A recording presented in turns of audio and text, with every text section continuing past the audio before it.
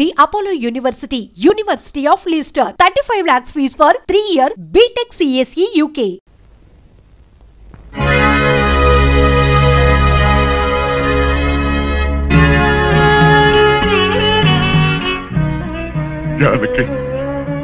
చచ్చా ఏమిటో ఇది? ఊరంతా వెలివేసిన నా మనవణ్ణి నువ్వు ఒక్కదానివి వెనకేసుకొచ్చావని తెలియక నేను నానా మాట్లాడాను, నన్ను క్షమించు అంటావు అంతే కదా? నిన్నిప్పుడేమిటి 40 సంవత్సరాల క్రితమే క్షమించాను. వీరుడు, ఆ రోజు నేను పంచాయతీలో అలా ఎందుకు మాట్లాడానో చెప్పాలని నీ తోటకొచ్చాను. నువ్వు నా మొహం కూడా చూడకుండా వెళ్ళిపోయావు.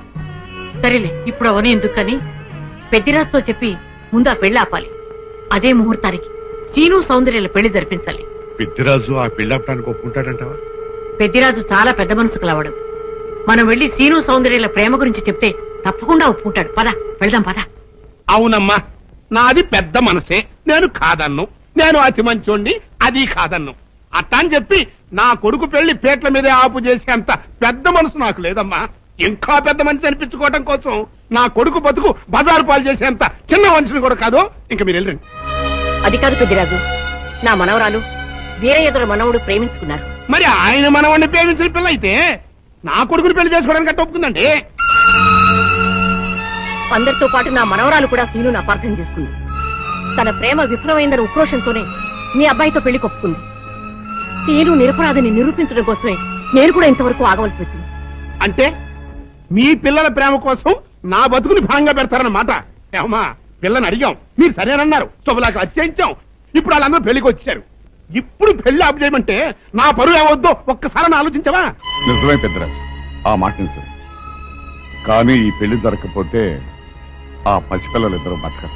ఈ పెళ్లి జరగకపోతే నా కొడుకు బతకడండి. అవును, నేను దక్కను కాక దక్కను, ముందు నేనే చచ్చిపోతా. ఎన్నారుగా, మీ మనవడ కోసం నా కొడుకుని చంపుకోమంటారా? పెద్దరాజు గారు, నా కూతురు పెళ్లి విషయంలో వాళ్ళకి ఎలాంటి సంబంధం లేదు. మా అమ్మాయికి మీ అబ్బాయికి పెళ్లి జరిగి తిరుగుతుంది. తాతబ్బాయి, అత్తయ్య, దయచేసి నా కూతురు జీవితాన్ని నీ జీవితంలో చెయ్యి. పెద్దరాజు గారు, వీళ్ళు ఎంతకైనా తెగించరు. అందుకే పెళ్లి తర్వాత చేసే అప్పగింతల కార్యక్రమం ఇప్పుడే చేస్తున్నాను. నా కూతురు మీకు అప్పచెబుతున్నాను. పెళ్లి చేసుకోను. ఆ మొక్క చెప్పాల్సింది ఇప్పుడు కాదు, కోళ్ళ. అమ్మాయి లోపల తీసుకెళ్లి అలంకారం చేయించు. ఎల్లో చూసారుగా, పెళ్లి కూతురు తండ్రి కూడా పెళ్లికి ఒప్పుకున్నాడు. మంచి మనసుంటే ఉండి 2 అత్యంతలు వేసేయాలండి, లేకపోతే దయచేయండి. చేద్దామంటా? సౌందర్యని పెద్దిరాజు రోజు బయటికి తీసుకొస్తాం. ఎవరు వస్తారో చూస్తాం. అంటే నువ్వెక్కడ దొరికావయ్యా? సీక్రెట్ గా ప్లాన్ చేస్తుంటే ఊరంతా వినిపించేట అరుస్తా. దానికి నువ్వు ఎందుకు మావా? మేమున్నాం, పదండ్రా.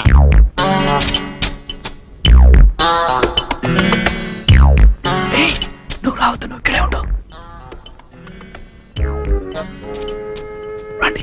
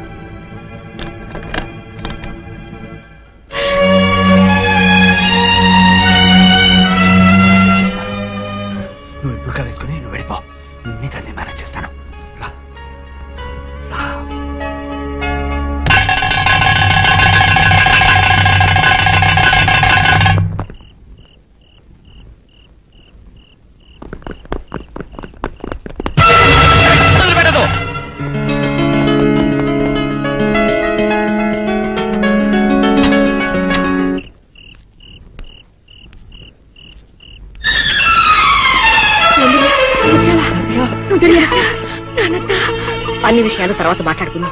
మీకు అరగంటలో రైలుంది. ఇద్దరు తిరుపతి కొండ మీదకి వెళ్లి పెళ్లి చేసుకోండి. ఇక్కడి పరిస్థితులు బట్టి వీలుంటే మేము కూడా ఆ సమయానికి అక్కడికి వస్తాం. ఇదిగో మీ టికెట్లకి ఖర్చులకి ఈ డబ్బు తీసుకోండి.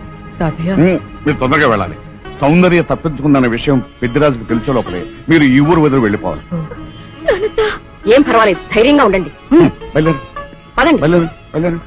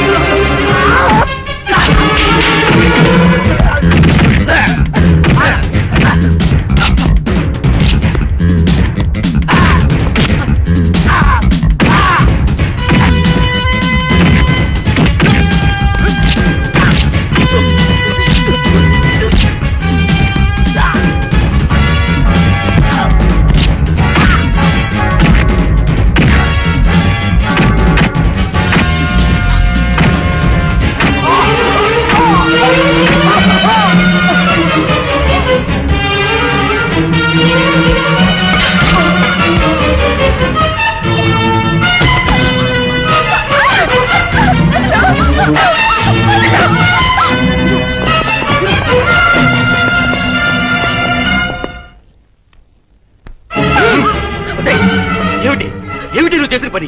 ఆ పనికి వాళ్ళ వెనతో లేచిపోయి నా పరువు తీస్తావుటే ఇప్పుడు ఈ పిల్ల నీ కూతురు కాదు, నా కోడలు. ఏదో కొడుతున్న వాళ్ళు చేసింది, ముహూర్తం టైంకి వచ్చేసింది కదా, ఉదయ్ రేయ్ గులేదని తీసండి. మంత్రి గారు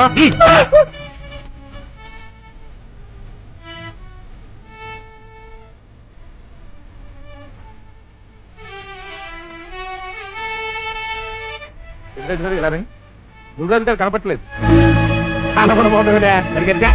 ఇదంతా చూసామండి, ఎక్కడ కనపట్లేదు. అయితే ఈ పిల్లని ఎత్తుకుపోయినట్టే కొన్నాళ్ళు నా బుల్లిరాజు గారిని కూడా ఎత్తుకుపోయింటారా?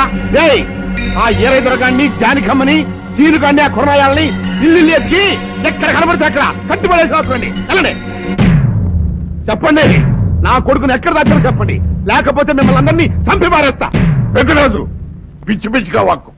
నీ కొడుకేమయ్యాడో మాకేం తెలుసు? తెలవదు. ఈ పెళ్లి అనుకున్న కాడించి దాన్ని ఎట్టాపు చేయాలని మీరు అందరూ కలిసి పన్నాగా లేచారు. ఆఖరికి నా కొడుకులు కూడా మాయం చేశారు. చెప్పండి అనెక్కడ దాచారు? మాకు తెలియదని చెప్తుంటే వినిపించుకోవే. జానకమ్మ పల్నాటి నాగమ్మ లెవెల్లో పథకాలేసి ఈ పెళ్లిని జరగొడదామని చూశావు. అది తెలుసుకోలేనంత ఎదవని కాదు నేను. మీ అందరికీ తెల్లారదాకా టైం ఇస్తున్నా. నా కొడుకుని ఎక్కడ దాచారో చెప్పకపోతే మీ అందరి బతుకులు తెల్లారిపోతాయి.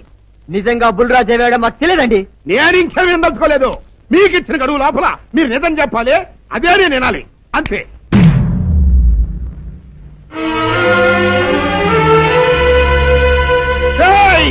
గడువు దాటిపోయిందిరా, మిమ్మల్ని అందరినీ చంపేస్తా. నిజం చెప్పండి. బాబు గారు బుల్రాజు గారిని ఎవరో చంపేసి చెరువులో పడేసి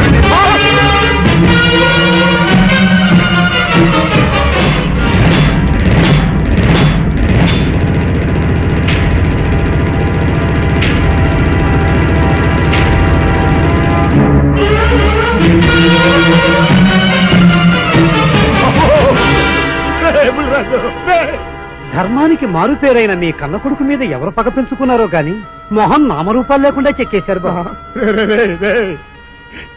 నిన్ను ఈ ఊరి ప్రెసిడెంట్ చేద్దాం కదా అని ఎన్ని కలలు కన్నారా. అప్పుడే నీకు 100 ఏళ్ళు నిండిపోయినాయిరా. బుల్రాజు వచ్చారండి గారు, రండి చూడండి, ఈ ఘోరం చూడండి. పెద్ద మనుషులు అనుకున్న వాళ్ళందరూ కలిసి పన్నాగం పన్ని నా బిడ్డను పొట్టను పెట్టుకున్నారండి. నా బిడ్డ సాగు కారణమైన వాళ్ళు ఎవ్వరూ బతికి బట్ట కట్టడానికి లేదండి. బుకింగ్ అయిపో ఈరోనండి ఈరోజు వాట్ ఇస్ దిస్? మీ ఆవేశాన్ని కాస్త తగ్గించుకోండి. అసలు మీ అబ్బాయిని ఇతనే చంపాడడానికి సాక్ష్యం ఏమిటి?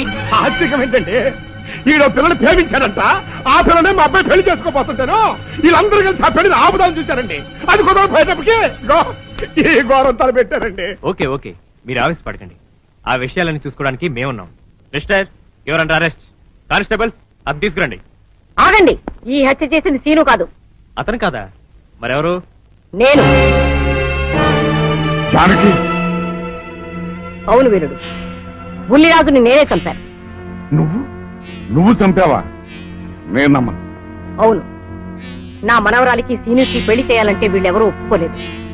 చూస్తూ చూస్తూ వాళ్ళ ప్రేమని బలి చేయలేకపోయాను. బుల్లిరాజు దగ్గరికి వచ్చి వాళ్ళ పెళ్లికి సహకరించమని ఎంతో ప్రాధేయపడ్డాను. అతనందుకు ఒప్పుకోలేదు సరికదా. చాలా అసభ్యంగా ఒక్క రాత్రి సౌందర్య తనతో గడిపిన తర్వాత సీనుకిచ్చి పెళ్లి చేసుకోమన్నాడు. నాలో ఆవేశం పొంగింది. ఏం చేస్తున్నానో నాకే తెలియలేదు. అక్కడ ఉన్న ఇనుపు లైట్ స్టాండ్ తో బలంగా బుల్లిరాజు నెత్తి మీద కొట్టాను. ఆ తర్వాత గాని నేను చేసిందేమిటో నాకు తెలియలేదు. కానీ అప్పటికే అతని ప్రాణాలు పోయాయి. వెంటనే శవాన్ని అక్కడి నుంచి తరలించి చెరువులో తోయించాను. ఇన్స్పెక్టర్ గారు, జరిగింది చెప్పాను. ఇందులో ఎవరి ప్రమేయం లేదు. ఈ హత్య చేసింది నేను. నన్ను అరెస్ట్ చేయండి. ఐసీ, అలాగా. కానిస్టేబుల్స్, ఆవిడ అరెస్ట్ చేసి తీసుకురండి. ఈ బాడీని పోస్ట్ మార్టం పంపించండి. వాళ్ళందరూ వదిలేయండి. పెద్దిరాజు గారు, మీరు ఒకసారి స్టేషన్కి వచ్చి స్టేట్మెంట్ ఇవ్వండి.